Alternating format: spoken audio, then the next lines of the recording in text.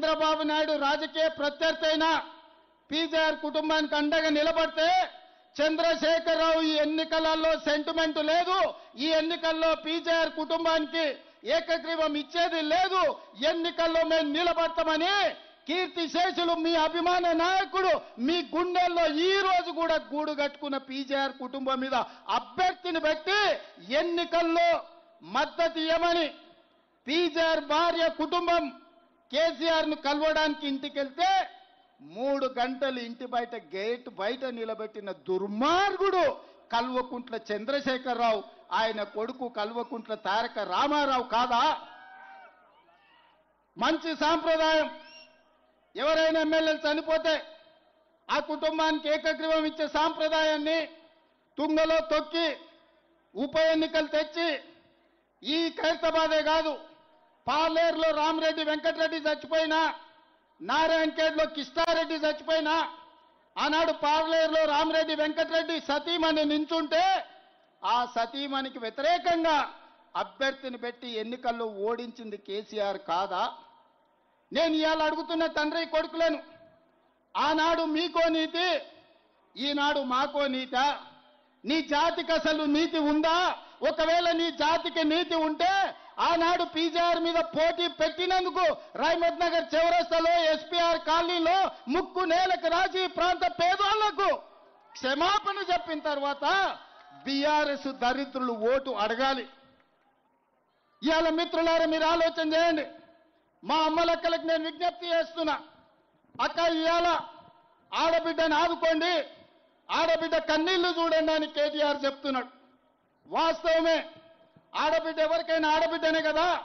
నీ సొంత ఇంటి ఆడబిడ్డ, నీ తోడ పుట్టిన ఆడబిడ్డ, నీ సొంత చెల్లెల్ని నీ తండ్రి సంపాదించిన ఆస్తిలో వాటా ఇవ్వాల్సి వస్తుందని సొంత చెల్లెల్ని మెడలు పట్టి బయటికి గంటిన కసాయుడు ఎవడన్నా ఉన్నాడంటే వాడు కేటీఆర్ కాదా అని నేను అడుగుతున్నా.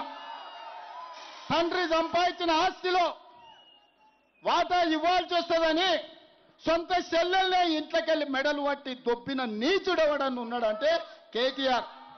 సొంత చెల్లెలకు బుక్కెడు అన్నం పెట్టనోడు చిన్నమ్మ బిడ్డ కంట బంగారు గాజులు చేపిస్తాడంట.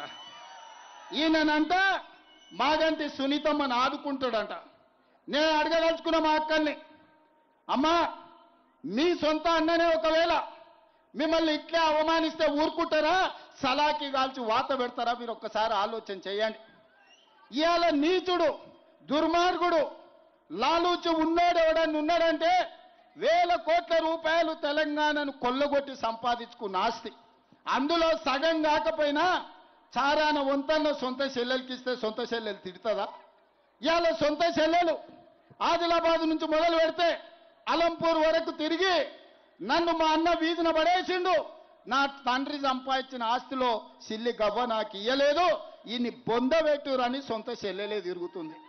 ఇవాళ ఈయన వచ్చి మహిళా సెంటిమెంట్ గురించి మాట్లాడుతున్నాడు.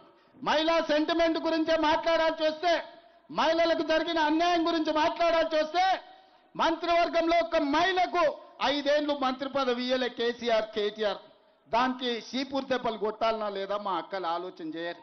మా అక్కలు శాతగానోళ్ళ ఇండ్లు నడుపుతలేరా, కంపెనీలు నడుపుతలేరా, విమానాలు నడుపుతలేరా, బస్సులు నడుపుతలేరా, ఈ ప్రపంచాన్ని ముందుకు పరిగెత్తిస్తలేరా? ఇవాళ ప్రపంచాన్ని నడిపించే శక్తి కాంగ్రెస్ పార్టీని ఇందిరాగాంధీ నడిపించింది. కాంగ్రెస్ పార్టీని 25 ఏళ్లు సోనియా గాంధీ నడిపించింది. ఇవాళ కాంగ్రెస్ పార్టీని ప్రియాంక గాంధీ ముందుకు నడుపుతుంది, రాహుల్ గాంధీకి అండగా నిలబడి. ఇవాళ ఒక పక్కన కాంగ్రెస్ పార్టీ సోనియా గాంధీ, ఇందిరాగాంధీ, అదే విధంగా ప్రియాంక గాంధీ మహిళా నాయకత్వం ఇచ్చింది. ఈ దేశానికి రాష్ట్రపతిని కాంగ్రెస్ పార్టీ మహిళను చేసింది. ఈ దేశానికి మైనారిటీ జాకీర్ హుసేన్ ను 3వ రాష్ట్రపతిగా కాంగ్రెస్ పార్టీ చేసింది. ఇవాళ మా మంత్రివర్గంలో మీకందరికీ తెలుసు, సీతక్క ఇవాళ ఒక గొప్ప మంత్రిగా, కొండా సురేఖ గారు ఇవాళ మా మంత్రివర్గంలో ఉన్నారు. కాంగ్రెస్ పార్టీ అధికారంలో ఉంటే మహిళలకు గౌరవం ఉంటుంది. ఇవాళ ఇదే కాదు, మా అక్కలు నేను అడుగుతున్నా, అక్క 10 ఏళ్ళు ఈ పనికిమాలినోడు ఎవడన్నా రేషన్ కార్డు ఇచ్చిండా రేషన్ కార్డు? వాళ్ళు అయ్యే జాగిరా? మీరేమన్నా గజ్వేల ఫామ్ హౌస్ అడిగినరా? లేకపోతే జన్వాడలో ఏమన్నా 2 ఎకరాలు అడిగిర్రా? మేము పేదోళ్ళమయ్యా, మాకు రేషన్ కార్డు ఇస్తే బియ్యం వస్తాయి, మాకు రేషన్ కార్డు ఇస్తే ఇవాళ సాదర వస్తుంది అని మీరు అడిగారు. ఒక్క రేషన్ కార్డు అని ఇచ్చిండ్రా? కానీ మీ సోదరుడు, మీ తమ్ముడు, మీ బిడ్డ రేవంత్ రెడ్డి ముఖ్యమంత్రి అయితే ఏడాది తిరిగాకల్లా ఒక్క జూబ్లీ హిల్స్లోనే 14,159 రేషన్ కార్డులు పేదోళ్ళకి ఇచ్చిన చరిత్ర కాంగ్రెస్ పార్టీది. ఆయల్ల మా మైనారిటీ సోదరులు కరెంటు చోరీ చేస్తున్నారని కేసులు పెడితే ఇవాళ ప్రతి వాళ్లకు ప్రతి పేదవాడికి కరెంటు ఇంటి సమస్య తీర్చడానికి 200 యూనిట్లు ఈనాడు ఉచిత కరెంటు ఇస్తున్నాం. 25,000 మంది ఇవాళ ఉచిత కరెంటు 200 యూనిట్లు ప్రతి పేదవాడికి ఇంటికి వస్తుంది. ఇవాళ సన్న బియ్యం 20,000 మంది కుటుంబాలకు ఇవాళ సన్న బియ్యం జూబ్లీ హిల్స్లోనే మీకు వస్తున్నాయి. ఇవాళ జూబ్లీ హిల్స్లో ఉండే ప్రతి మహిళ ఆర్టీసీలో ఉచితంగా ప్రయాణం చేస్తుంది.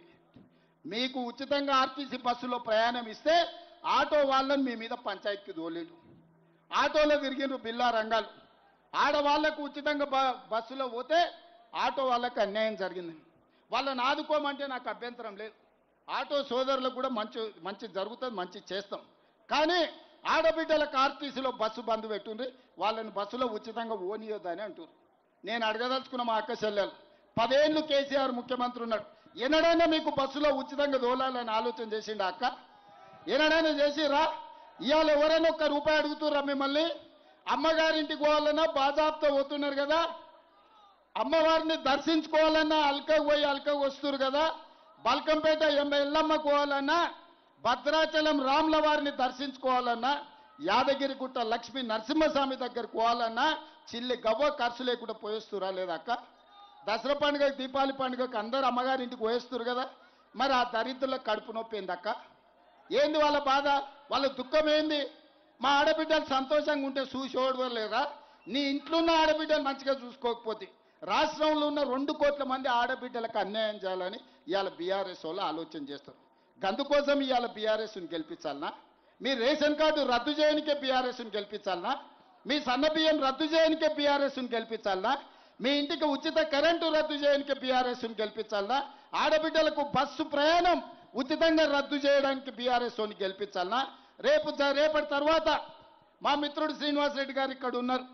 జిల్లాలలో మొత్తం 100 నియోజకవర్గాలలో నియోజకవర్గానికి 3,500 ఇందిరమ్మ ఇండ్లు పంచిచ్చి పైసలు వంచండు. ఇవాళ నేను శ్రీనివాసరెడ్డి గారికి ఆదేశాలు ఇస్తున్న ఈ వేదిక మీద నుంచి, ఈ జూబ్లీ హిల్స్ నియోజకవర్గంలో ఎన్నికల తర్వాత ఇందిరమ్మ ఇండ్లు 4,000 ఇండ్లు ఇప్పించే బాధ్యత నాది. 4,000 ఇండ్లు బస్తీలలో ఉన్న పేదవాళ్లకు, ముఖ్యంగా జిల్లాల నుంచి వలస వచ్చి సంపాదించిందంతా ఇంటి కిరాయికే కట్టుకుంటున్న మా పేదోళ్లకు నవీన్ యాదవ్ ఎమ్మెల్యేగా గెలిచి మంత్రి గారిని తీసుకొచ్చి మీ బస్తీలో 4,000 ఇండ్లు ఇప్పించే బాధ్యత నాది. ఇది నా మాట, మీరు గెలిపించుకోండి. ఇవాళ నేను ఒక్క మాట అడగదలుచుకున్నా, మీరు ఆలోచన చేయండి. 3 సార్లు బీజేపీకి ఇచ్చారు. 2014, 2019, 2023 3 సార్లు బీజేపీ ఎంపీని గెలిపించారు. 2014, 2018, 2023 బీఆర్ఎస్ ఎమ్మెల్యేని